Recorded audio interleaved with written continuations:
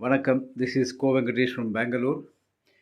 இப்போ திரும்பவும் நம்ம பிரதமர் மோடி தமிழை பற்றி அமைச்சிக்கரையிலேருந்து ஐநா சபை வரைக்கும் பேச ஆரம்பிச்சிட்டாரு. திருக்குறளை பற்றி புறநானூறு, அகநானூறு, 10 பாட்டு, 8 தொகை, குறுந்தொகை, இன்னும் இன்னும் நிறைய இருக்குது இல்லையா.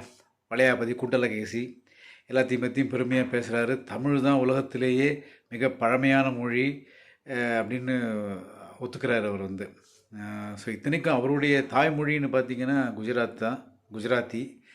பட் ஹிந்தியில் தான் மேடையில் பேசுவார். பட்டு அதெல்லாம் முழுக்க முழுக்க சமஸ்கிருதத்துலேருந்தே வந்தது. பட் சமஸ்கிருதத்தை விட இப்போ இது தமிழ் தான் பழமையான மொழின்னு சொல்கிறார். அதுக்காக நம்ம அவருக்கு நன்றி கடன் பட்டிருக்கோம். நம்ம ஊரில் அந்த மாதிரி எதாவது சொல்லுவாங்களா? இத்தனைக்கும் அவர் தாய்மொழி ஹிந்தி கிடையாது.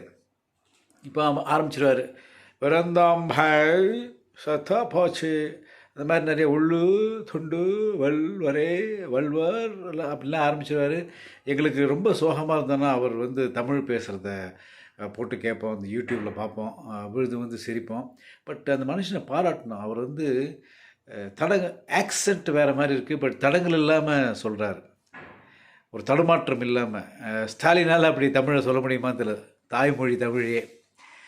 அதே மாதிரி எங்கள் ஊரில் DK Shivakumar deputy chief minister, அவரும் கன்னடாவில் பேசும்போது பல சமயம் தவற விட்டுறார் வார்த்தைகளை. அந்த வகையில் மோடியை பாராட்டணும்.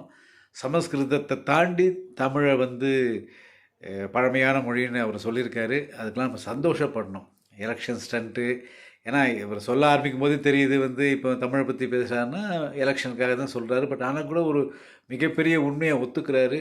சமஸ்கிருதத்தையும் தாண்டி அவங்க மொழியில் முழுக்க முழுக்க சமஸ்கிருதத்துலேருந்து வந்தது.